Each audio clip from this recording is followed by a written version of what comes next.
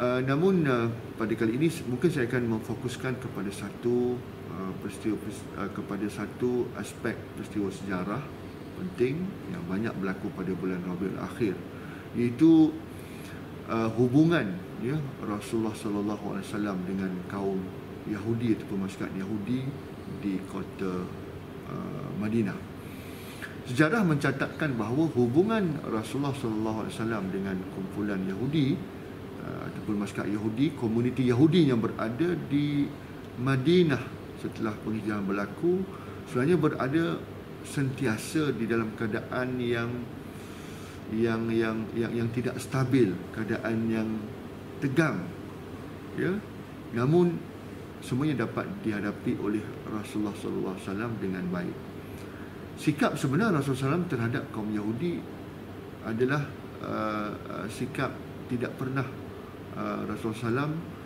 menganggap mereka itu sebagai musuh, kerana sebagaimana yang kita tahu, Nabi-Nabi yang terdahulu daripada Rasulullah SAW kebanyakannya diutus daripada kaum Yahudi juga. Jadi Rasulullah SAW tidak pernah di dalam polisi dan dasar beliau terhadap kaum Yahudi ini berdasarkan darah mereka itu Yahudi, berdasarkan mereka itu keturunan Yahudi, tidak sama sekali. Segala keputusan Rasulullah SAW dengan masyarakat Yahudi ini adalah berbalik kepada apakah sikap orang Yahudi terhadap orang Islam itu sendiri. Sebab itulah kalau kita perhatikan terdapat 3 kumpulan yang besar di masyarakat Yahudi ataupun kota Yahudi di Madinah, iaitu Yahudi Banu Qainuqa, Yahudi Banu Nadir, dan juga ada satu lagi Yahudi Bani Quraizah. Ketiga-tiga kumpulan ini yang kita lihat mereka telah menimbulkan banyak kekacauan yang berlaku di kota Mekah pada ketika itu. Dan sebenarnya daripada sejarah, sebahagian daripada mereka telah pun lama tinggal di kawasan persekitaran kawasan kota Madinah, dan kemudiannya masyarakat Arab telah berhijrah ke situ dan mereka telah tinggal di situ, dan sebahagian daripada masyarakat Arab telah berasimisasi menjadi masyarakat Yahudi, disebabkan peredaran masa dan sebagainya.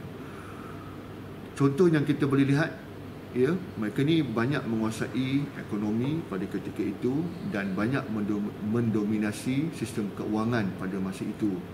dan mereka telah melaga-lagakan di antara kumpulan Aus dan Khazraj sehingga menimbulkan keadaan yang tidak tenang,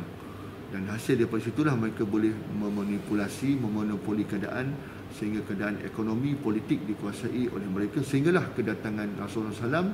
untuk menyatukan kumpulan Aus dan Khazraj, dan inilah antara sebabnya menimbulkan tidak kepuasan hati mereka kepada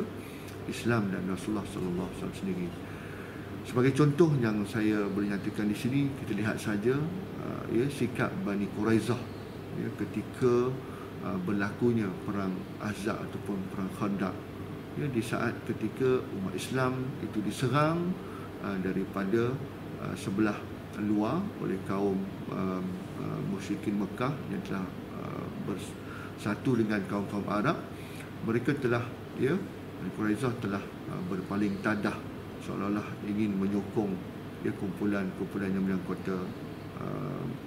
Madinah pada ketika itu. Disebabkan itulah Rasulullah sallallahu alaihi wasallam telah mengambil tindakan, itu telah menghukum semua lelaki dewasa Bani Quraizah dengan hukum memancung mereka kerana mereka telah melakukan satu tindakan yang tidak sepatutnya dilakukan ketika kedudukan Islam sangat genting di Madinah pada masa itu, ketika mereka diserang oleh kaum musyrikin bersama dengan sekutu-sekutu mereka. Itulah sikap Yahudi. Dan pada kali ini secara ringkasnya mungkin saya boleh nyatakan tentang apakah peristiwa-peristiwa yang penting yang berlaku pada bulan Rabiul Akhir bersama kaum Yahudi.